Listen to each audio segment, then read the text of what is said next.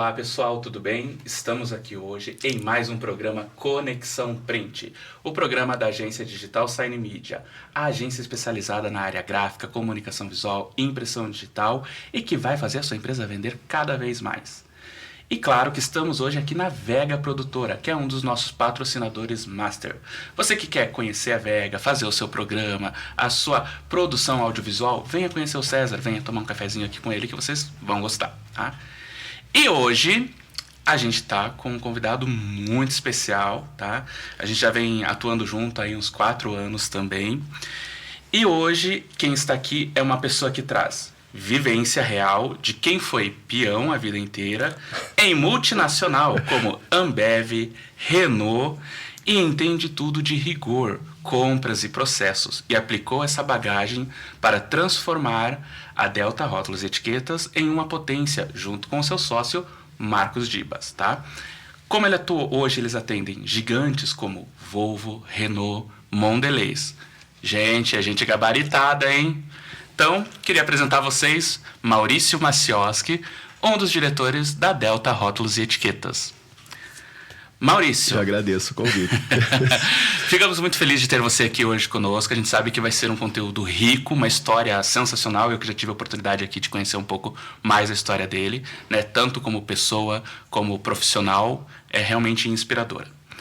Maurício, a nossa primeira pergunta é a seguinte: quem é o Maurício e como foi a criação do Maurício? Bom, eu nasci no bairro do Campo Comprido, aqui em Curitiba. Sou curitibano, raiz, nascido e crescido aqui. E me criei no bairro do Campo Comprido. Quando hoje você vai para o Campo Comprido, você passa na Ecoville, Champanhar, né, aqueles prédios maravilhosos. Mas na minha época de moleque era um bairro muito afastado, muito era difícil, diferente, um acesso difícil. Então tive uma criação de cidade pequena, talvez, assim, sabe? Uma liberdade, uma possibilidade de experimentar coisas assim, realmente de cidade pequena, não de grandes centros como Curitiba se tornou, né? E Maurício, você contou para mim também que a sua infância é Sapecava Pinhão, né? Onde hoje estão alguns dos prédios, aí, como você falou, no Campo Comprido, olhando para sua criação, para os ensinamentos da Dona Rose e do Senhor Osvaldo. O quanto essa raiz curitibana e o senso de família moldaram o empresário que você é hoje? Bom, Dona Rosi, não me fale Rosi, que ela vai ficar brava. Olha, Dona desculpa, Rosi, Dona Rosi, pelo amor de Deus, Dona Rosi. Dona Rosi, semana que vem, dia 2, faz 85 anos. Que aniversário dela. Beijo, mãe. Fique com Deus. E eu venho de uma família de 4 irmãos, né? Nós somos em 4, pai e mãe. Meu pai faleceu em 2010. E a gente teve uma criação, assim, muito... O começo da vida, assim, sempre foi muito difícil. Naquela época, acho que tudo era muito difícil. Não tinha as comodidades que tem hoje.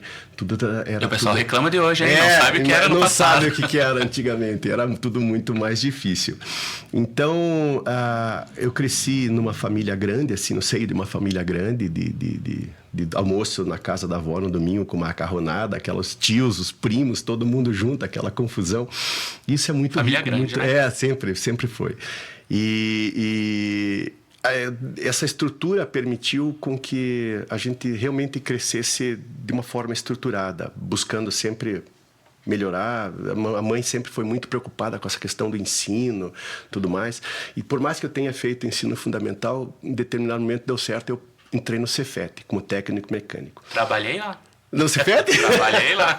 Eu não sei porque acabaram com a instituição. Adorava trabalhar lá. Era maravilhoso. Eu, assim, hoje, sabe, Antônio, eu vejo meus amigos, assim, que passaram pela mesma, lá pelo Cefet, assim, todos. É dificilmente você vai ver um ex-aluno de Cefet numa situação, sabe, que não esteja confortável hoje, assim, porque era, na época, uma instituição que formava não só o profissional, o técnico, mas também a pessoa.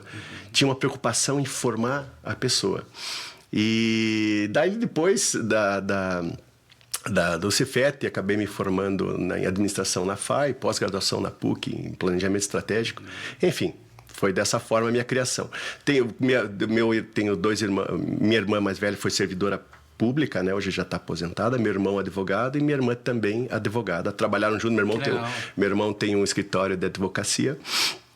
E minha irmã trabalhou, mas hoje ela mora nos Estados Unidos, essa minha irmã. Bem legal, porque o marido dela foi convidado para trabalhar na Volvo, foi convidado para fazer um trabalho lá, acabaram ficando, hoje moram lá e vivem lá. E então respondendo à pergunta, assim, essa estrutura familiar, ela sempre, quando ela é coesa, quando ela é bem formada, né? Eu acho que é inevitável que você leve isso para a vida, que você acabe replicando isso na sua própria família, que você acabe criando essa estrutura virtuosa de crescimento e de desenvolvimento dos filhos e tudo mais. Eu gosto de fazer algumas perguntas antes da gente entrar na parte de empresas e tudo, pra gente conhecer o ser humano que tem por trás, né? Não é só CNPJ, existe um CPF por trás de uma empresa, existe um ser humano que tem seus problemas, que tem suas dificuldades, mas que tem muita coisa boa também no meio. Tem muito mais coisa boa, né? Claro. Você falou do Sapecá Pinhão, é verdade. Hoje eu tenho eu tô no meu segundo casamento e minha enteada vai se formar médica na UP ali, na Positivo. E eu falo pra ela, às vezes a gente vai lá e fala assim, tomei banho nesse lago aqui. Ela fala, tomei banho nesse lago. É que não era assim, Não era esse lago glamouroso, era um laguinho, mas eu tomei banho nesse lago aqui. Quando a gente passa na frente daqueles prédios todos ali, mais próximos do Campo Comprido, né? Um dos mais caros de Curitiba, eu falo assim, Sapecava Pinhão aqui embaixo, nesse mato aqui. Foi uma infância muito, como eu disse, como o Campo Comprido era um bairro mais afastado assim, a gente tinha muita liberdade. Então, eu sei fazer todos os tipos de balões, eu sei fazer todos os tipos de pipas, todas as brincadeiras de bete-ombro que tu imaginar. Tudo que as crianças hoje em dia não fazem mais. Ideia do que eu estou falando, que é um bete-ombro. Então, a gente teve eu tive o prazer e o privilégio de poder ter tido essa infância maravilhosa nesse ambiente que foi muito legal. Muito bom, parabéns. Parabéns à dona Rosi e ao senhor Oswaldo, tá? Rosi, eu não vou esquecer mais. Tá? Pô, até lá, fica bravo. Maurício, você se denomina também pai atípico, certo? Conte mais sobre e como isso tem transformado você como pessoa. Eu tenho 2 filhos e agora uma enteada, são 3, né, na realidade. 4, contando com a Delta, que eu considero também... Esse é o filho que dá mais trabalho. Esse é o filho esse que dá mais trabalho. Mas eu tenho 2 filhos, o Eduardo, que hoje, graças a Deus, trabalha comigo. Também está se formando em administração na FAI. E eu tenho uma filha chamada Camila, que nasceu com síndrome de Down. Ela... Quando isso tudo aconteceu... Que é um amor, gente, eu conheço, tá? Ela é um anjo. E quando tudo isso aconteceu, acabou que a gente não pegou esse acidente genético nos exames pré-natais, nada. Então, foi uma surpresa muito, muito impactante quando ela nasceu, né? A gente nunca mais esqueço, então estava no quarto, entrou uma galera falando assim, olha, tá acontecendo isso. Aquele dia eu perdi o chão, foi muito... inesperado. Nossa, foi muito difícil lidar com isso. Eu não sabia o que ia acontecer, não tinha informação, não tinha me preparado. Não estava preparado, né? Nem eu, nem minha esposa, na época, nós não tínhamos nos preparado para essa situação, né? Se idealiza um filho, uma coisa, né? Você cria tudo, de repente vem alguém e subtrai tudo isso aqui. Não, agora é por aqui que você vai. Mas eu hoje, de verdade, Antônio, assim, eu me arrependo muito desse sofrimento, porque... Camila hoje é uma pessoa maravilhosa, dança, está na escola no ensino fundamental, faz teatro, ela faz de tudo. Ela tem uma vida social infinitamente maior que a minha. Ela tem TV, aniversários, eventos, ela está o tempo inteiro correndo para lá e para cá, assim, e é de uma felicidade imensa, assim. Eu me considero hoje, assim, agraciado pela possibilidade de ter Camila na minha vida. Ela me transformou e ela transforma todo mundo que fica ao seu redor. Assim, é uma coisa incrível. Uma luz, um amor, uma paixão. Eu não sei explicar. Eu até tenho medo de ficar falando dela porque eu fico rasgando seda. Mas é o amor da minha vida. É o amor, claro. Eu também tenho alguns parentes, tem primos que também são especiais e realmente é muito diferenciado. Eu acho que às vezes eles até são essenciais nesse mundo, né? Principalmente para a mudança de comportamento das pessoas, né? Mas você sabe, Antônio, que essa questão, ela assim, depois que você passa por isso e você começa a vida, você começa a levar assim, você vê, você sente o preconceito. O preconceito, Sim. às vezes dentro da ser humano é muito ruim. Dentro da própria família, ou às vezes, né, no ambiente que você está inserido, o preconceito ele existe, as pessoas não compreendem, as pessoas e você não... como pai só quer proteger, né?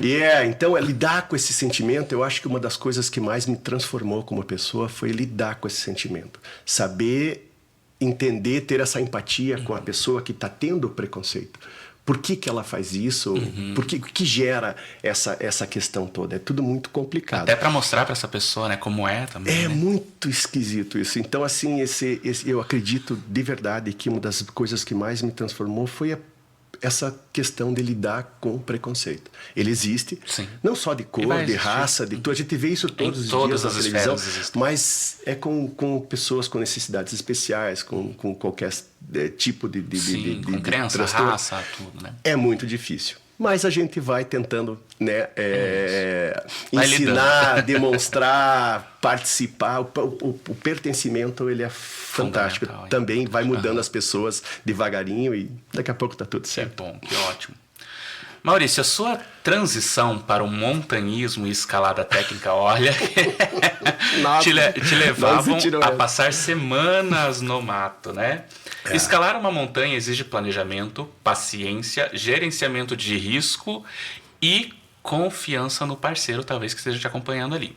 Você levou esses aprendizados da rocha para o ambiente corporativo?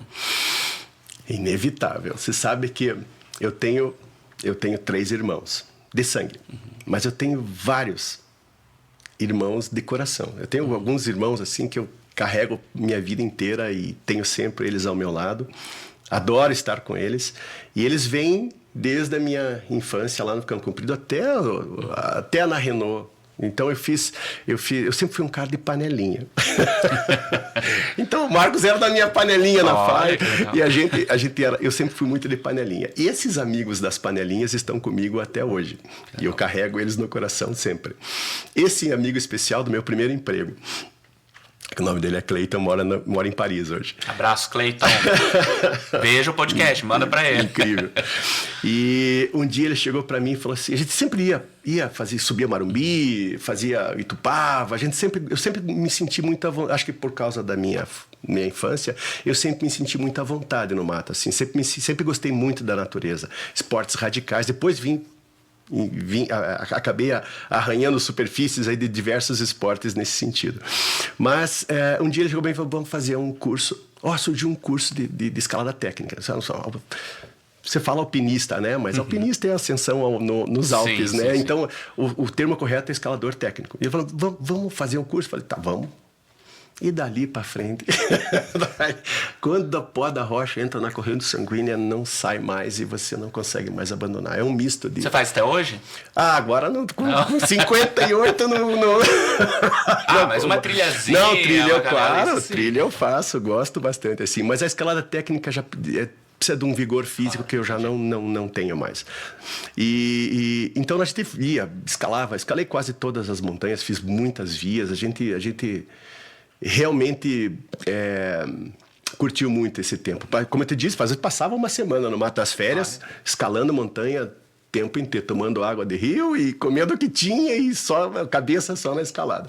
E você perguntou para mim o que isso me trouxe, assim. Na realidade, eu acho que me trouxe ensinamentos na parte profissional e me trouxe ensinamentos na parte da vida como um todo. Na parte profissional, eu acho assim, Antônio, que na escalada técnica, o sucesso, o acidente, às vezes grave, está nos detalhes. Os detalhes são tudo. Se você não prestar atenção nos detalhes, você pode se dar muito mal. Mas você pode se dar imensamente mal. Numa indústria de rótulos e etiquetas. Então, hoje o pessoal brinca. Ixi, se cair na mão do Maurício, ele vai pedir até uma radiografia. Eu sou muito detalhista nesse sentido, assim. Isso me trouxe um ensinamento, assim, de prestar atenção no todo e nas partes ao mesmo tempo. Eu trago isso, eu acho que do alpinismo, eu trago isso para o ambiente corporativo nesse sentido. São os detalhes. E no ambiente corporativo também, eu acho, Antônio, que são os detalhes. Às vezes você está lá, se você parar de perceber os detalhes do todo, você pode ter uma situação que vai ser bem... Tem que cuidar com entrar no automático. Também, né? E isso é muito fácil hoje em dia, você acabar entrando no automático. Então, um lado do alpinismo, acho que me trouxe essa questão dos detalhes, do cuidado, da segurança. Eu tenho muita preocupação hoje com a segurança dos meus funcionários. Está muito, muito focado nisso, nas NR, NR1, NR12. A gente está muito focado nessa situação. O mundo passa por uma situação, né? Passa por uma transformação. As pessoas estão realmente muito diferentes do que eram no passado. Assim, eu achava que pós-pandemia, Antônio, as coisas iam ficar, vamos ser uma nova humanidade. Não, a gente piorou. Eu acho que a gente piorou muito. Aflorou aquilo que as pessoas sempre foram.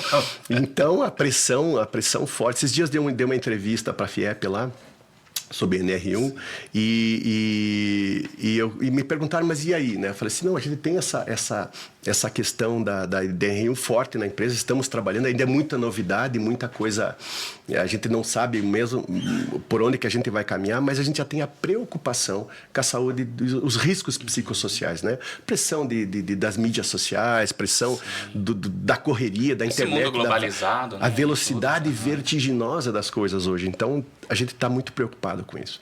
E voltando ainda ao assunto anterior, assim, a segunda parte foi pessoalmente como na minha vida pessoal, assim, né? As pessoas, quando você vai escalar uma montanha, é quando você chega no topo da montanha que é o legal, assim. O que o alpinismo me ensinou que não é... o processo, né? É o caminho. É a jornada. Quando você chegou, legal, cheguei. É lindo. Não, também tem sua beleza, mas a jornada é o que faz a diferença. É você curtir, é você apreciar, é você vivenciar aquele trajeto.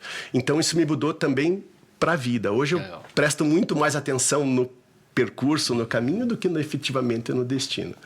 Exato. Que legal, que interessante essa história. Você também passou por grandes escolas corporativas, né? Como a Ambev, ficou 16 anos na Renault. Você diz com muito orgulho, tá? Quando a gente estava conversando, que você foi peão a vida inteira. A minha mulher vai me matar. Qual é... mas é interessante. Qual é a principal diferença na hora de liderar quando o dono da empresa sabe exatamente o que é estar no chão de fábrica? Quando eu comecei a trabalhar com 17 anos, né? Numa empresa que era uma joint venture do Grupo Trombini, com uma empresa sueca. E tenho amigos de lá até hoje, também gosto muito. Inclusive, esse meu amigo de escalada é desse tempo. E quando eu cheguei a primeira vez, daí era chão de fábrica, botina, né? Jaleco, aquela coisa toda de chão de fábrica.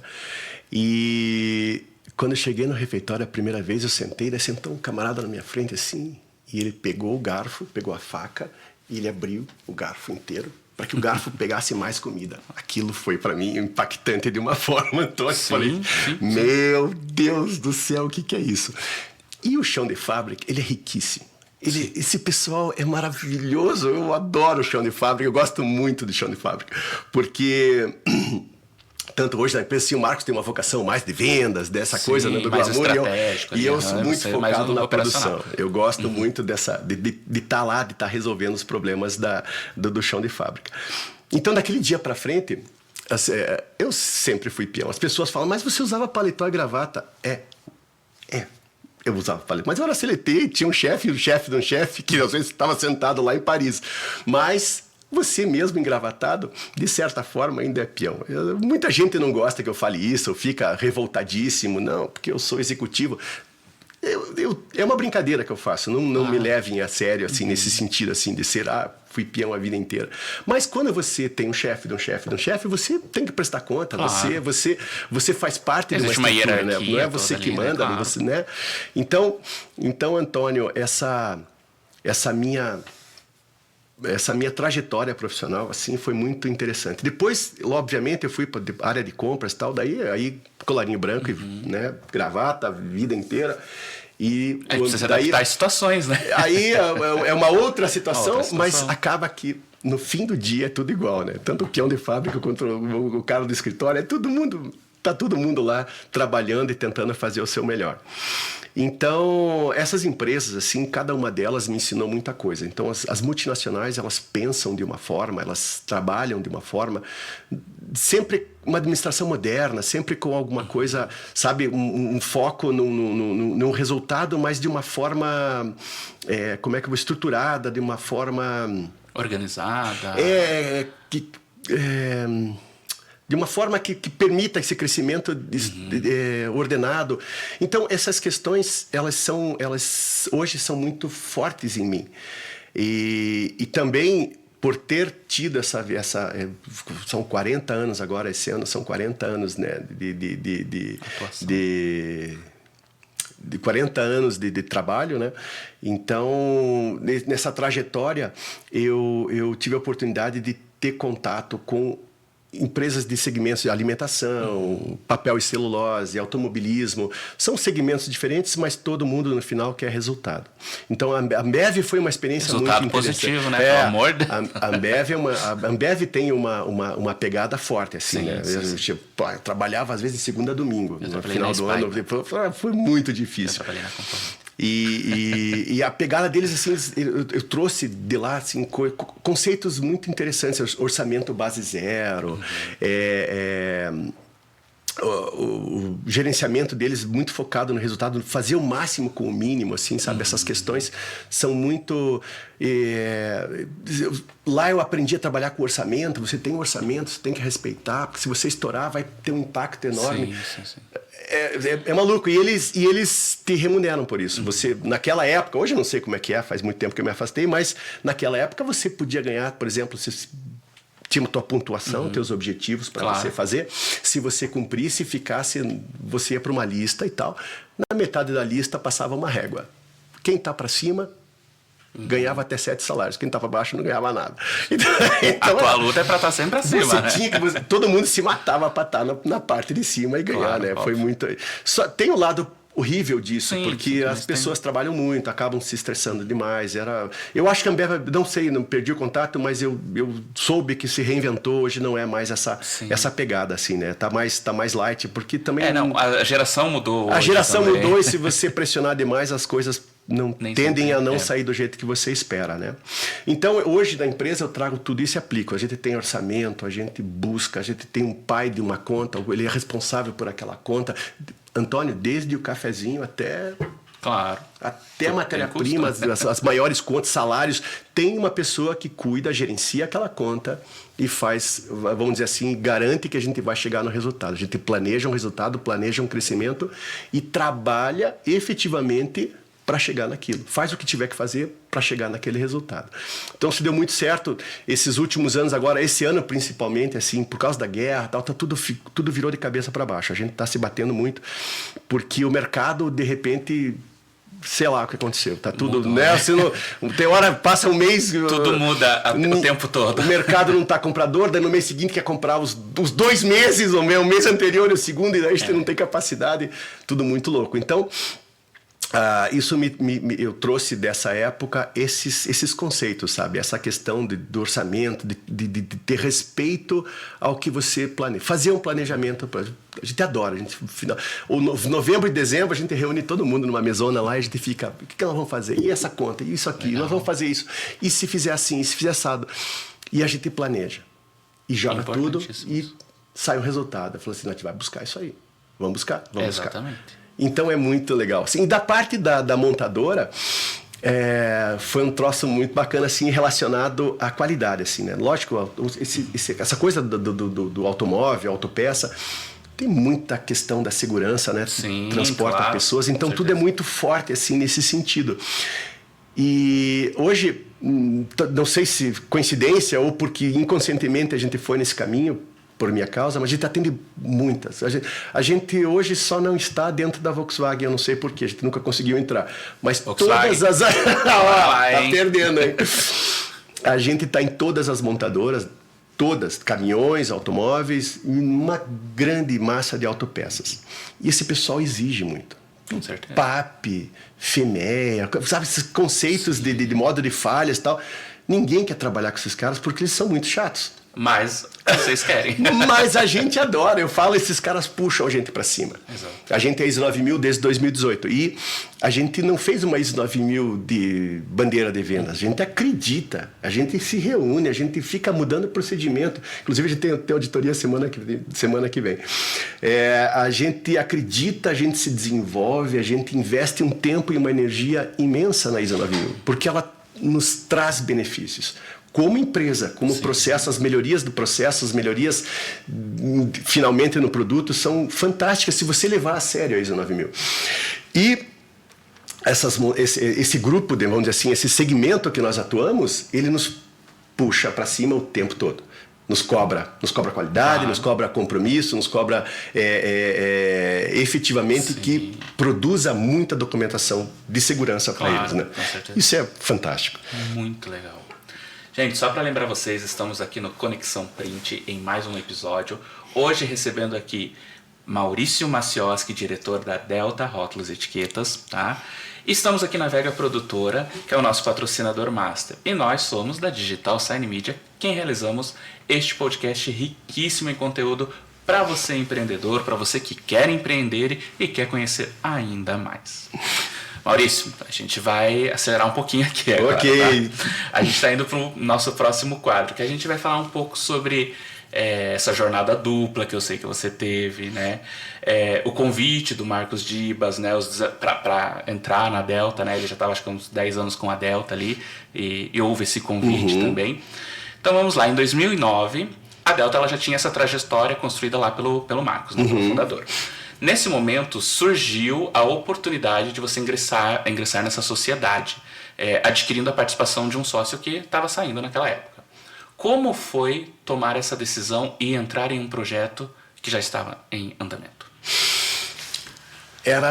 Olha, foi muito louco. Era dezembro de 2009, estava de férias coletivas, estava na praia. Tinha acabado de sentar na rede, abriu uma cerveja, tava um sol, tava um dia maravilhoso.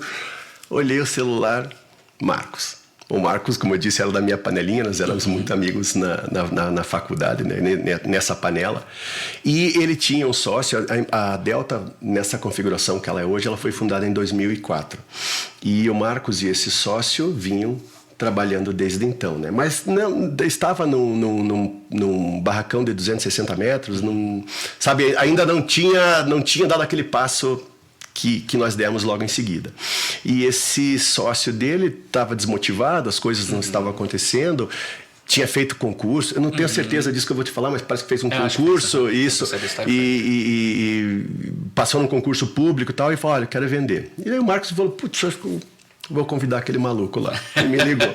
Eu falei, cara, não sei, vamos ver, vamos começar, deixa eu curtir minhas férias, quando eu voltar em janeiro a gente conversa. E foi o que eu fiz. Começamos a conversar, fui visitar, eu nunca tinha ido lá, fui visitar, vi as máquinas e tal. E começou ali um processo de análise, de planejamento e principalmente da visão futura, assim, do potencial. Quando entrei lá, eu já vi, nossa, que legal, né? E você já tinha algum conhecimento nesse mercado? Não, nada. Não, simplesmente nada. E daí a coisa levou muito tempo essa negociação para captar o dinheiro também. Nossa, na época meu sogro me ajudou, meu tio me ajudou, todo mundo, tudo que eu tinha. E família unida. Foi em agosto, se não estou enganado, se não estou equivocado, em agosto a gente fechou o negócio e eu comprei a 50% da Delta. Isso em agosto de 2010. E dali para frente foi um turbilhão de coisas que aconteceram, né? Porque eu ainda estava na Renault. E a Delta, quando ela começou na minha vida, ela era o plano B. E sempre foi o plano B. E eu né, na Renault, encarreirado e tal, era uma coisa estruturada, né? Firme, era o meu dia a dia, né? E a Delta começou como um plano B. E foi entre erros e acertos, né? Foi difícil esse começo, porque eu vinha, né, de uma uma velocidade, uma pegada de multinacional. Cheguei lá e quis imprimir esse ritmo. Foi desastroso, foi muito complicado. As coisas, mudar uma cultura, mudar uma cabeça de uma pessoa demora, um processo. Sim. E eu aprendi isso da pior forma possível. E as pessoas têm aquele medo da mudança, aquela resistência. Mas, por outro lado, tem uma coisa legal, assim, quando você toma decisões e elas são polêmicas, elas são... vão contra o que o pessoal vem fazendo todo o tempo, mas as pessoas enxergam que foram boas decisões. Quando você acerta mais do que você erra, sim, você adquire um certo respeito, você adquire um certo sabe, um status de não, larga ali que ali vai. E foi isso que foi acontecendo. Com o passar do tempo, as pessoas viram que não, as ideias não são ruins, trabalhosas, vamos ter que mudar muita coisa.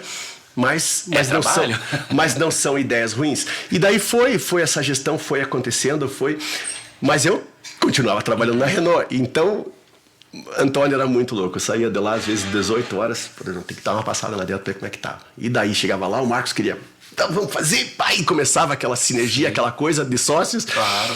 Era 10 horas da noite e nós tava lá ainda. Então, foram anos, assim, de muito trabalho, muita decisão, muita coisa aconteceu assim e provocou desgastes na minha vida pessoal de forma irrecuperável, assim, sabe? Foi muito difícil lidar com isso. Foi bacana ver a empresa se desenvolver, foi bacana ver ela crescer, foi bacana ver que tudo que a gente decidiu juntos, as ideias, né? Marcos muito otimista, eu pessimista, ele muito vai dar certo. Os dois, é bem diferente um do outro, mas eu acho que essa é a receita do bolo. Hein? Eu acho que é isso que dá certo, um segura, o outro puxa e nós vamos para frente e vamos se quebrando. E daí a gente viu, é muito gratificante ver isso acontecer. Em 2017, a gente já estava apertadíssimo lá, não conseguia mais, tinha comprado máquina nova, não cabia mais no barracão. A gente foi para 550 metros, também no Boqueirão. Sempre no Boqueirão, a gente sempre esteve lá. Que era aquela que eu conheci quando eu fui na primeira vez. Lá, isso. Daí, 550 metros, uau, agora vai, né? Tem muito espaço. Passou 1 ano, 2 anos, a gente já não cabia mais lá também. E vieram se batendo daí, tentando, né, mezanino e aquela confusão toda, e a empresa crescendo e a gente mandando muito bem, a coisa foi se transformando. Chegou em 2025, ano passado, a gente falou, não dá mais, não conseguimos mais. Daí, hoje, um barracão de 1.000 metros quadrados. Muito bonito, por sinal, bem construído. Bem bacana, ficou tudo... A gente finalmente tem um ambiente com salas de reunião, sabe? Sim. Ambiente climatizado, salas de vidro, tudo muito lindo, assim, tudo muito Renault. Então é muito legal, assim, se você ir trabalhar num ambiente que é gostoso, assim. Todo mundo tem uma condição bacana. E a gente foca muito nisso. A energia virou outra também, né? Melhora tudo. É muito legal estar num ambiente assim, né? Que tudo flui, tudo vai de uma forma mais tranquila. Mas também já estamos ficando apertados. Tá chegando máquina nova aí, não sei como é que nós vamos dar conta. Tô vendo que mais um pouco aí, nós vamos fazer um puxadinho lá. Vamos tirar aquele estacionamento lá. Vamos tirar o estacionamento. Vamos ocupar o estacionamento. Mas chegou um momento que você teve que fazer essa transição de Renault para... daí chegou em 2015 o Marcos começou mal, não dá, você tem que vir, não consigo mais tocar sozinho, tá muito difícil, eu já tinha crescido muito, né, nós estava na iminência de ter que sair de lá porque não dava mais. E daí em 2017 me desliguei da Renault no comecinho do ano, foi traumático no sentido assim, quando você tá numa multinacional assim, de tecnologia, de ponta assim, você vai desenvolver um carro... 4 anos antes você já sabe tudo que vai acontecer. Então 4, 5 anos antes você está tendo contato com uma tecnologia que vai estar lá na frente. E tem um glamour tão intenso nisso, sabe? Tem uma coisa tão gostosa você estar envolvido nesse desenvolvimento, na tecnologia, na coisa toda. E eu tinha muito medo, Antônio, de me afastar desse glamour, dessa coisa, sabe, da tecnologia. Mas o plano B, eu vi que o plano B já estava suplantando o plano A, eu falei, meu Deus, o que eu faço agora? Quando o plano B vira o plano A, você não pode pensar muito. Claro. Eu tomei a decisão e... Chegou a hora de tomar. E vamos embora, e vida que segue. Mas os amigos, graças a Deus, carregam comigo no coração até hoje. Foram 16 anos, né? Claro, muito intensos. Uma boa parte da vida, né? Eu vi a Nissan entrar, aprendi a trabalhar com japonês. Trabalhar com japonês é uma coisa muito interessante. Eles realmente pensam de uma forma diferente. Eles veem as coisas de uma forma diferente do que o ocidental. Assim, é muito, muito interessante. E foi muito rico, foi uma escola para mim em vários sentidos, e hoje eu tento aplicar tudo na minha empresa. Toda essa bagagem eu tento aplicar na minha empresa. Mas daí me desliguei, obviamente, dando continuidade à tua pergunta, me desliguei da Renault e daí foco total na Delta. Que legal. E daí ali, 2017... Aí era a dedicação tempo integral, né? Aí o negócio muda. Aí a velocidade começou a ser vertiginosa. Hoje, para ser bem honesto para você, eu tenho um certo arrependimentozinho meu de não ter saído antes. É que tudo existe um porquê na nossa vida, Não, mas óbvio, sinceramente, o medo. O medo, ele é paralisante. O medo ele é muito, muito Olha, isso é uma coisa restritivo. O medo realmente nos impede de chegar em lugares onde a gente nem imagina. O medo nos impede. Isso é verdade. E uma coisa que, daí depois que você toma uma decisão, tá, você olha para trás e eu carrego esse arrependimentozinho assim de não ter saído um pouco antes. Se tivesse saído antes, acho que hoje a Delta estaria numa outra pegada, ou teria chegado nessa situação que ela está hoje, rápido, talvez, muito mais rápido, né? Porque depois que eu fui para lá, eu e o Marcos, aí, porra, o pau torou, né? E aí a gente desenvolveu muito. E daí em 2025, com a nova mudança, e agora com o que tá para acontecer esse ano, tá tudo muito legal, muito interessante. Que bom. Olha, gente, que história inspiradora mesmo. Olha, a gente que vem trabalhando uns 3 para 4 anos junto, nem eu conhecia tão bem toda essa história. E para nós aqui que trabalhamos com eles, junto com o marketing, né, atuando ali para ajudar a vender mais, a mostrar mais, a posicionar a empresa. Isso tudo que eu tô ouvindo aqui, pode ter certeza que vai virar conteúdo, vai virar coisas para eles também, pode ter certeza disso. E, gente, só para lembrar vocês, podcast Conexão Print aqui da Agência Digital Sign Media, especializada na área gráfica e comunicação visual. Estamos na Vega Produtora, aqui em Curitiba. Venha conhecer, venha fazer o seu projeto audiovisual. E hoje estamos com Maurício Macioski, um dos diretores da Delta Rótulos e Etiquetas, que é aqui de Curitiba. Tá? Maurício, a gente seguindo para o nosso quadro de perguntas aqui. Sobre esse desafio da empregabilidade, a parceria com o Senai, a mão de obra, a retenção. Tá? A aproximação da Delta com o sistema FIEP, SESI, Senai e IEL foi fortemente impulsionada pela visão institucional e pelo network lá que teu sócio teve também, né? E que você, claro, também tem. Na sua visão, como essa conexão estratégica ajudou a Delta a acessar a capacitação, inovação e desenvolvimento da indústria? Essa é uma pergunta bem interessante. Sabe, a gente, empresário, a gente está tão focado no dia a dia, tão focado nos problemas do dia a dia, no crescimento, em tentar não errar, tentar maximizar o resultado. E a gente acaba não tendo conhecimento de tudo que tem ao redor disponível pra gente, assim. A gente acaba não indo atrás, acaba não essa informação, por mais que ela às vezes está em outdoor, tá, vem por e-mail, a gente acaba não prestando atenção muito nesses quesitos. E por causa dessa permeabilidade no Marcos, no sistema FIEP, assim, né, no sistema S, a gente começou a descobrir uma coisa muito legal, assim, muito interessante, que está lá, é disponível. Você pode se beneficiar de uma forma muito contundente, da forma que nós estamos nos beneficiando, em todos os segmentos, né? Saúde ocupacional, lean manufacturing, jornadas da produtividade, a gente está envolvido nisso e de uma forma que a gente não sai mais disso. Isso foi muito importante para nós, está sendo muito importante para nós.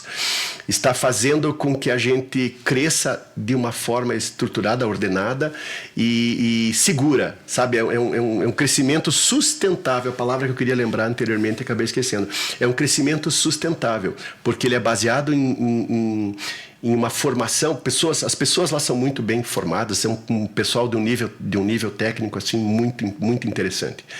E isso tem feito uma grande diferença para nós hoje na empresa.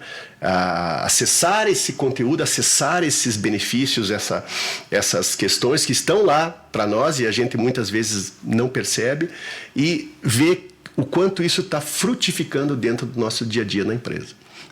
Que legal, a gente não tem noção das ferramentas que tem disponível, Não tem, eles têm muita coisa, muito legal, assim. E agora a gente está vendo, né, o governo muito muito preocupado, muito focado nessas questões, não só da segurança física, mas a segurança, os riscos psicossociais, né? E eles têm a bagagem, eles têm hoje já, vamos dizer assim, uma preparação para nos orientar, para nos formar, para que a gente possa ir no caminho mais seguro, assim, né? Tá muito difícil. Hoje eu tenho na empresa as 3 gerações, né? Eu até ia te perguntar sobre isso, né? Como que é lidar com essa geração? Eu sei que você tem uma dificuldade com essa nova geração aí. Como que é? Assim, tem os velhinhos igual a mim lá, tem o pessoal dos millennials, tem os geração Z e é uma coisa muito louca, assim, esse conflito de gerações, ele é muito interessante, né? Recentemente, o ano retrasado, a gente se despediu de um funcionário antigo que era o nosso motorista, que ele se aposentou, 70 e poucos anos, já cansado, né? Até fizeram uma placa para ele, foi muito legal. E era um cara, assim, da mesma geração que eu, até um pouco antes que a minha, e um cara preocupado, sabe? A gente sempre teve, a minha geração, essa preocupação com a hierarquia, sabe? A empresa... Eu até acho, Antônio, pensando assim, para te dar uma resposta legal, é que naquela época tinha muita gente para pouca vaga. Então você valorizava, você cuidava, você tinha respeito, você era muito fiel à empresa, essas questões todas, né? As gerações que vieram em seguida, elas já são mais velozes, mais digitalmente preparadas, né? Veem o mundo de uma forma diferente, assim, né? Elas têm uma... E o que eu não acho errado, elas têm uma preocupação hoje mais com a saúde delas, com a vida delas, com o futuro delas, assim. Isso é rico, isso é importante. E essas gerações agora que estão chegando no mercado de trabalho, nossa, é muito louco, porque já nasceram com celulares, já nasceram com a internet. Nós não, eu fui ver computador na faculdade, então... como eles já nasceram, né, digitalizados, assim, é uma situação muito interessante.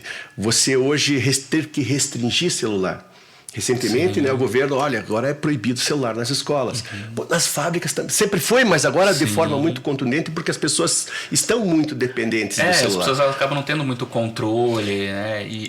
A gente até entende esse ponto por saber que elas nasceram nesse mundo, mas existe um trabalho, existem produtividades, coisas que e até risco de acidente. Então, exatamente. Então hoje a gente tem que cuidar disso, a gente, através dessas instituições, hoje a gente tem reuniões semanais para falar sobre isso, para saber um técnico de segurança, para falar sobre a importância de você prestar atenção no que você está falando. São máquinas, coisas girando, coisas que esmagam, coisas que cortam. É um mundo, é uma fábrica, é uma indústria. Se ele se distrai um pouquinho ali, pode dar... É o acidente. Uma mão vai embora, um dedinho vai embora. É aquilo que eu falei para você do montanhismo. O risco entre a vida e a morte é os detalhes. E se você não presta atenção nos detalhes, está com o celular ou, né, ouvindo música, o risco ele se eleva, ele fica exponencial. Então, é isso. Essa situação com o sistema FIEP e com as gerações, ela é muito interessante. As gerações estão muito... E, assim, complementando essa questão... hoje a gente enfrenta uma escassez de mão de obra. Está muito difícil conseguir pessoas para trabalhar. A gente, até brinco com o Marcos, a gente, como eu trouxe essa bagagem de multinacional não pode ter marido e mulher, não pode ter filho, não pode ter nada, né? Tem várias regras, claro. E a gente implantou isso, a gente também não aceitava, porque é muito risco. Muitos anos atrás, a gente tinha um tio, um sobrinho, um primo, aí o cara brigou lá dentro e teve que demitir, o cara saiu os 3. Perdemos três pessoas de uma única... Então a gente ficou com muito medo disso e a gente implantou, não pode ter parente, não pode nada. Se você for hoje na Delta, tem marido, mulher, tem pai, tem filho, tem primo, tem sobrinho. É uma grande família. Porque é a única maneira, você não consegue. Você vai atrás. A mão de obra está muito escassa, né? Não, as pessoas não. É difícil, as pessoas, sabe, para motivar a pessoa a vir trabalhar assim. Hoje tem tanta coisa que o cara pode fazer e de uma forma que ele, se não fizer conta, parece legal, mas não é. Então, a gente se adaptou aos novos tempos. E hoje é uma grande família. Tem pai, mãe, filho. Tem tudo uma confusão lá. Mas a gente está na época de compartilhamento, adaptações, a gente precisa de flexibilidade, mas tudo isso diante de todo um mundo regrado que também a gente tem que ter. Né? E é importante tanto a gente entender, você como empreendedor também, e quanto o colaborador. Entendeu? É uma via de mão dupla, tem que ser bom para todo mundo ali, né, hoje em dia. Para atender o setor automobilístico, como você estava falando, e também o farmacêutico, os requisitos legais são muito rigorosos, tá? Você falou também sobre um pouco do impacto da questão das NRs, normas regulamentadoras. Pode explicar para nós um pouquinho mais o que seriam essas NRs? Basicamente, para nós, o que pega muito hoje é a NR12 e a NR1. Né? A NR12 é a segurança física do funcionário. Barreira, sabe? Proteções em partes girantes, ou que tenha esmagamento, corte. São adaptações que as máquinas necessitam seguir essa norma regulamentadora para que o risco de acidente seja mínimo. Mais mínimo mesmo, né? E isso, de alguns anos para cá, ficou muito forte. Algumas empresas que a gente conhece aqui, de alguns segmentos, madeireira e tal, pessoal, os fiscais chegaram a fechar empresas, porque as máquinas eram muito perigosas, né? E eu só acho que a maneira com que a coisa foi feita, ela poderia ter sido um pouco diferente, assim, olha... Pessoal, vai ter, 5 anos de adaptação, vocês têm um prazo, sabe? Para todo mundo. Vocês têm um prazo. Porque a gente vem trabalhando, sei lá quantos anos, desde a Revolução Industrial, com máquinas imensamente perigosas. E eu acho certo, eu não sou contra a NR12, só acho que a forma com que ela foi feita, ela ficou muito forte, assim, você tem máquinas que... Não foi assim, olha, senhores fabricantes, a partir do dia 1º de janeiro de 2015, não sai mais nenhuma máquina sem a norma. Ok, beleza. Senhor empresário, seu parque fabril, você tem 5 anos para adaptá-lo. Certo? Ou 10 anos, eu não sei. Tinha que ser uma conta assim, porque daí muita máquina fica obsoleta por si só, vai embora e a máquina nova já vem na norma. Estão cada vez mais rápido. Ou, vamos dizer, se for 5 anos, né, o processo você tem 5 anos. E depois dos 5 anos, daí começar as visitas, começar as interdições e tal. Dá um tempo de preparar. Isso acabou não acontecendo, foi muito forte, muito rápido, muita empresa sofreu, teve que abandonar máquinas antigas e tal, foi muito forte. E isso está acontecendo também com a NR1, que eu também acho legal. Eu acho que está na hora realmente de nos preocuparmos com essa situação psicossocial. Quem tem carro sabe o que eu estou falando, né? Só você andar aqui em Curitiba de carro, você vai ver que realmente a gente está precisando de ajuda. E eu não sou contra. Eu sou, novamente, contra a forma com que tudo está acontecendo. Jogaram a coisa toda e falaram assim, ó, se vira. Passaram o mico para o empresário, ó, se vira. Eu não sei se esse é o caminho certo, porque ninguém ainda, mesmo quem está trabalhando forte nisso, tentando entender a norma, ver o que é preciso, eu converso com amigos empresários, o que você vai fazer? Eu falo assim, eu não sei o que tem que fazer. Ninguém sabe exatamente o que tem que ser feito para que esteja, vamos dizer assim, dentro da norma. Você vai precisar ter um psicólogo, se você precisar... A gente não sabe. A gente já se adiantou muito na empresa, a gente vai inaugurar agora, nos próximos dias, uma praça de descanso, para que o funcionário possa se alimentar, ele vai lá, vai ter sofá, rede, sabe, um ambiente que ele possa ficar seguro e ao mesmo tempo confortável para aquele período do almoço ali e tal. E a gente tem café da manhã, a gente tem uma série de coisas assim que já isso é importante até mesmo isso motiva, isso é motivacional pro próprio colaborador também, entendeu? Ajuda talvez no aumento da produtividade, porque ele consegue ter um descanso ali um pouco, depois volta com mais força, mais foco, né? A nossa intenção, na realidade, é ter um ambiente sadio, um ambiente que a pessoa... venda ao seu serviço e enquanto está ali tenha uma condição de trabalho legal e construtiva, né? Então a gente já está se adiantando, mas como eu disse, sou a favor das normas, mas não da forma que elas estão vindo para nós aqui nesse momento, tal. Mas que são necessárias, eu juro para vocês, são necessárias. Exatamente. Mas, Maurício, falando um pouquinho sobre a questão desde os teus tempos lá de FAI, passando pelas multinacionais e aproximação com a FIEP ali também, você construiu relacionamentos sólidos, né? Qual foi a importância do network para abrir as portas de multinacionais e consolidar a Delta como fornecedora homologada dessas grandes marcas? Hoje, quando você fala network, é uma palavra que, né, já não está tão forte como já foi alguns anos atrás, mas ela é simplesmente tudo, né? Network é tudo. Então, como eu disse, fiz muitos amigos em muitas empresas, em muitas situações, e através dessas amizades, desses contatos, permitiu fluir, permitiu a gente colocar pelo menos participar de processos de licitação, né, de compra, e daí mostrar a nossa qualidade, mostrar a nossa capacidade técnica de poder fornecer para essas empresas aí. A gente, como eu tenho todo esse conhecimento, né, de multinacional, para poder absorver as demandas deles, os requisitos que eles têm no momento da compra, né, no desenvolvimento de fornecedores, foi relativamente fácil. E daí, eu cascateando isso para dentro da fábrica, mudando a cabeça das pessoas. Hoje a gente faz pipap, faz mocap, faz, sabe, FEMEA, vai atrás, desenvolve, é tudo muito, muito, muito interessante. E esses contatos, o Marcos é muito mais forte nisso do que eu, ele adora isso, né? Conhece um monte de gente, mas a Delta, eu acredito que um dos fatores de sucesso da empresa foi efetivamente o networking, sabe?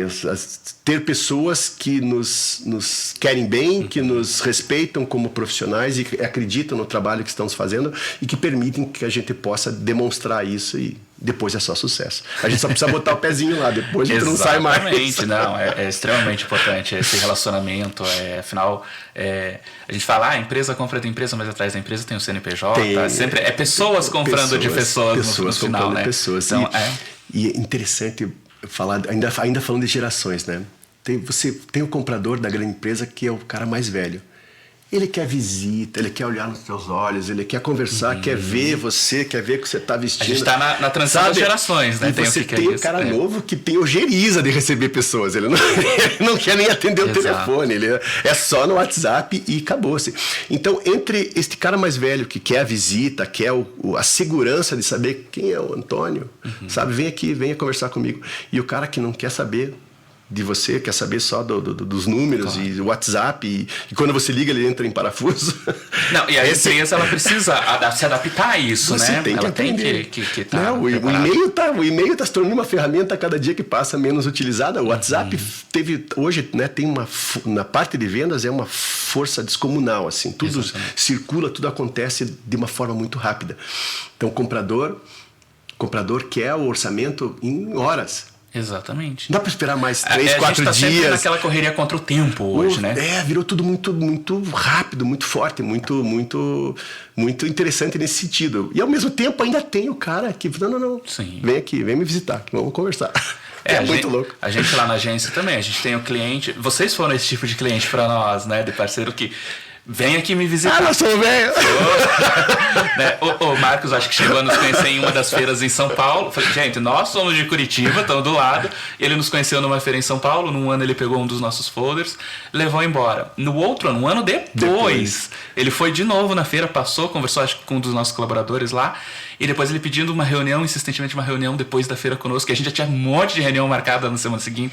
Eu falei, aguarda um pouquinho, mas a gente conseguiu ir, que foi daí quando eu te conheci e tudo, e a gente conversou, e graças a Deus deu certo, e tá dando certo até então a nossa parceria aqui. Verdade. E realmente, mas assim, como vocês, a gente também tem pessoas que de feira, o que a gente pega desses network, enfim, que é tudo pelo celular.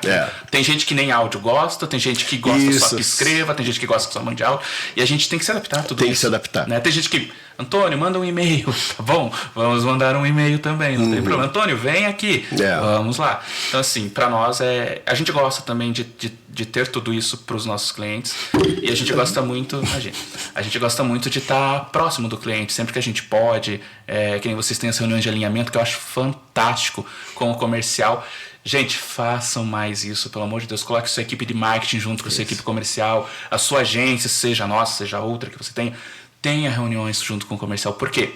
Para nós de agência, para nós do marketing como um todo falando, o comercial ele está frente a frente do cliente mais do que a gente. Isso. Então a gente precisa ouvir, eles sabem muito mais dores do que a gente. A orientação é mais assertiva, se vier de quem está na frente de batalha, né? Exatamente. Então assim, e a gente ouve muito nesses anos aí, uma briga do marketing, do comercial, porque o comercial não vende, porque o marketing não manda lead qualificado, mas às vezes é falta desse alinhamento, dessa conversa, né?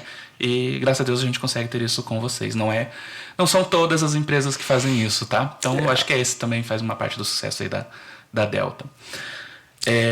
Atualmente, com cerca de 40 funcionários, mais de 30% do seu efetivo é composto por mulheres, né? O que você citou trazer ótimos desafios para vocês, né? Como a liderança feminina, né, tem ajudado a transformar a cultura interna da Delta? nesses anos todos, assim, esse desenvolvimento, a gente sempre teve o público masculino. Os funcionários sempre foram do sexo masculino. Exceto é um na mercado parte, mais masculino. O chão de fábrica, acho que a gente vinha nessa pegada de né, chão de fábrica, um ambiente realmente mais pesado, né, mais masculino mesmo. Claro. E a gente, em determinado momento, a gente viu assim que para algumas funções dentro da fábrica, a mulher é infinitamente melhor. Sim. Muito mais, sabe, muito mais cuidadosa, muito mais detalhista, sabe? Tem uma maneira de ver as coisas de uma forma, sabe, com mais propriedade. É incrível, assim. Então, a gente, para algumas áreas hoje dentro da empresa, a gente foi indo nesse caminho e foi dando certo. A gente, vamos contratar mais uma, e quando a gente viu, já passa de 30% hoje o nosso efetivo é do sexo feminino. E é muito legal. Todo ano tenho no Dia Internacional da Mulher, nós vamos todos almoçar fora, assim, né? Até porque você fez um trabalho bem legal no último almoço. E a gente gosta e a gente tenta preservar da seguinte forma. Hoje a empresa tem um canal de fala, tem cartazes, você, através de um aplicativo de forma anônima, você pode fazer denúncia, você pode, sabe, você pode... Nosso RH é preparado hoje para receber qualquer situação desconfortável para uma mulher dentro da nossa empresa. Isso para nós é uma questão de honra, assim. A gente não quer... E nosso pessoal é maravilhoso, assim. De vez em quando acontece alguma coisa, mas muito esporadicamente, né? Somos, como se somos CPFs, são pessoas. Mas a empresa hoje se preparou de uma forma para dar ouvido a essa situação. Então é uma empresa segura, tem os vestiários femininos, masculinos, sabe, banheiros totalmente separados, tudo muito, muito preocupado nesse sentido. E a gente está sempre perguntando, os líderes são massificados nessa, olha, fica de olho, né, assédio, essas questões, elas são muito importantes para nós. Então, esse medo que a gente tinha no passado, hoje talvez mais para frente chegue a meio a meio, a gente vai chegar provavelmente nessa meta, porque é muito rico, assim. Eu acho que as mulheres realmente, profissionalmente, elas têm muito a entregar, assim, muito a fazer diferente do que nós homens fazemos, assim. Isso é muito rico, é muito legal. Sim. E o ambiente no final, depois, o ambiente fica muito bacana melhor, também, leve, porque também, tem respeito, sabe, os homens daí se seguram, não tem mais aquelas coisas né, que tinha antigamente em chão de fábrica. Todo mundo fica mais numa situação mais mantém a linha do respeito. Mantém a linha do respeito. Né, e no fundo acaba ensinando, né, as pessoas. Como eles sabem que a empresa tem essa preocupação, então todo mundo segura, todo mundo joga o jogo. Isso é importante, hein? Maurício, considerando lá que a Delta nasceu na visão lá do Marcos, né, empreendedora, e foi sendo fortalecida também pela sua contribuição como sócio, equipe e lideranças operacionais, qual legado você acredita que essa construção aí coletiva de vocês deve preservar nas próximas décadas? É uma pergunta interessante, assim. Às vezes eu e o Marcos achamos assim que a gente já tá destoando um pouco da velocidade das coisas, assim. A gente, por exemplo, vem, Antônio, vem aqui, a gente quer te conhecer pessoalmente.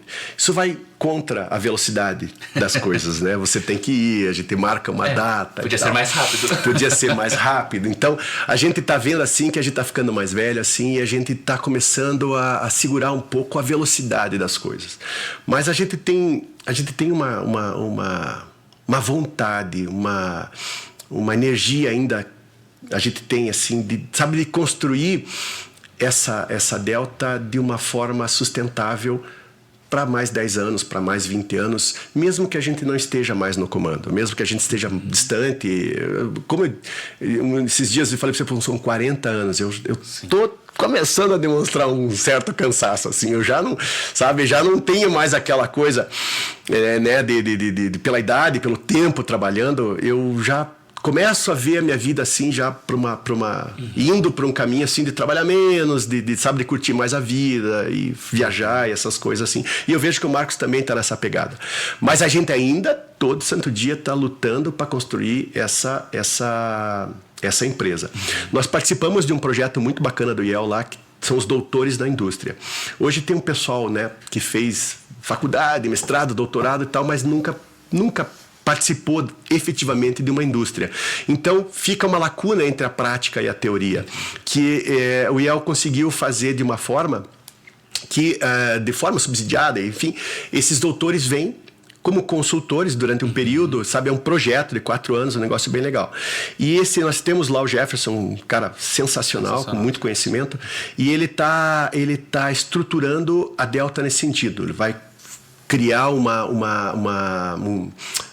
governança corporativa de uma forma que, quando a gente realmente quiser se afastar, né, a empresa continue. Vamos elegê-la, vamos contratar um gerente geral, né, um diretor geral, e de forma remota ou, né, com muito menos presença nossa na empresa, as coisas possam seguir. Fazendo parte de um conselho, de algo nesse sentido. Seguir talvez dentro dos nossos preceitos. O Marcos tem, eu e o Marcos temos, né, a nossa maneira de enxergar o mundo, de enxergar a empresa, e a gente acredita de verdade que as decisões que nós tomamos nesses anos todos nos trouxeram até agora e estão nos projetando para um futuro ainda melhor, muito próximo, um futuro próximo, melhor. Só cresce, já está pequeno de novo.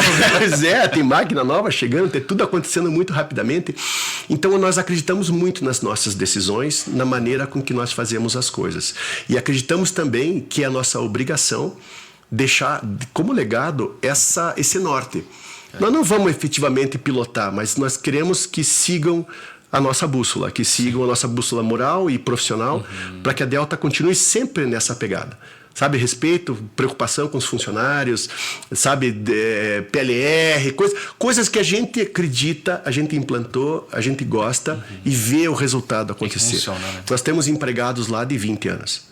A nossa média dos empregados é 9, 10 anos. Legal. O pessoal fica, o pessoal gosta. Então, quando a gente fala assim, tem um funcionário de 9, 10 anos, a maior parte deles, o pessoal fala... Nossa, tem quase 25 anos, né? Não, o Alisson é nosso funcionário número 1, está conosco até hoje. Então, assim, a gente tem um certo orgulho disso. Por quê? Porque a empresa é legal. Porque acertamos mais do que erramos, como eu falei no começo da entrevista. E então, respondendo a tua pergunta, a gente hoje, através dessa estrutura, está criando essa governança, está criando um esqueleto, uma espinha dorsal, para que a Delta siga dentro desses preceitos dos dois sócios. Por mais que eles estejam mais ausentes, por mais que eles estejam no conselho, que a coisa toda, a gente quer muito que a Delta siga, porque a gente sabe que a receita deu certo do que a gente imagina, a gente sabe que é o caminho que tem que ser seguido. E ao mesmo tempo que a gente fala isso, que eu falo isso, a gente é muito aberto. A gente sabe, quando vem alguém com alguma coisa, a gente pensa e não se sabe, não, eu multinacional. Não, pelo contrário, tá bom, vamos tentar. Não sei se vai dar certo. Às vezes eu fico pensando assim, nossa, não sei se vai dar certo, mas eu dou o benefício da dúvida. O Marcos também é assim. A gente vai e a gente acredita. Às vezes dá certo, às vezes dá errado. Mas enfim, a gente, mesmo com toda essa nossa bagagem e com essa coisa que a gente quer, esse caminho já meio pavimentado que a gente quer que siga, a gente ainda assim é muito aberto, é muito receptivo a ideias, a sugestões o tempo todo. O mundo é risco, né? O tempo todo, a gente não sabe se você se fechar, não vai pra Tem frente. coisas que a gente vai precisar testar, né? A gente não sabe. E com certeza vocês passaram muito risco, passam até hoje. Testaram muita coisa que deu certo, que não deu, mas as que deram certo estão aí, prosperando até hoje. Difícil é segurar o pessoal mais jovem. O pessoal mais jovem vem cheio de ideias. Você olha e dá, ai Deus, isso não vai dar certo. Essa questão das gerações é importante também. Mas você não pode desmotivar, então você tem que moldar. Pegar aquela ideia e você vai, mas e se a gente fizer assim? Isso. Acaba indo no mesmo caminho e é muito construtivo. Isso é muito legal. Que legal. Maurício, deixa para nós uma mensagem para aquele empresário que está se sentindo perdido hoje. Pergunta difícil, hein, Antônio? Assim, olha, eu acho que a palavra que eu gosto muito assim é resiliência. Você tem que absorver a pancada, fazer o pêndulo e voltar para cima. Não adianta. Você tem que absorver e tem que... Não... Todo dia, todo santo dia acontece uma coisa nova, um problema, às vezes grave, coisas que você não imaginava, sabe? Erros de produção que podem acontecer em grande quantidade. Uma empresa do nosso porte, às vezes, é significativo, sabe? Às vezes dá vontade de sair correndo, não olhar para trás. Mas eu diria assim, para quem está nessa situação, que está se sentindo perdido assim. Respira, procura ajuda. Tem Sebrae, tem FIEP, tem IEL, tem um monte de instituições, até no próprio governo, que estão preparadas para dar esse auxílio.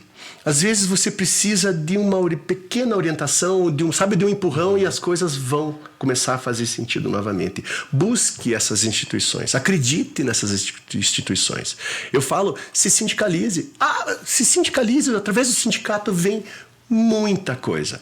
Vem orientação, vem treinamento, vem possibilidade de máquina, de fornecedores estratégicos, sabe? Se sindicalize, se aproxime da FIEP, né?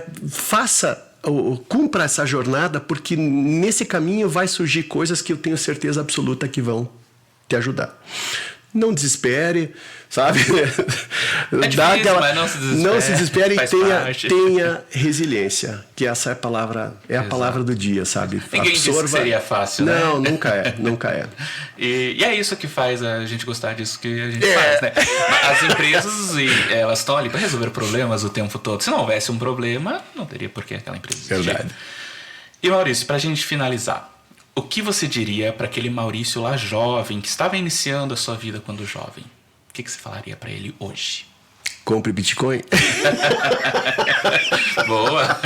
Não, tô brincando. Olha, boa pergunta. Eu, se encontrasse comigo mais jovem, eu acho que eu diria assim, faça tudo exatamente como eu fiz. Porque me trouxe até aqui. Eu só diria assim, sofra menos. Não sofra tanto. Sim. Tente não sofrer tanto, sabe? Tente enxergar. Isso é maturidade, vem mais com o tempo, né? Eu sou horrível nesse. O copo tá sempre meio vazio para mim. Eu falo assim, comece a tentar enxergar o copo meio cheio.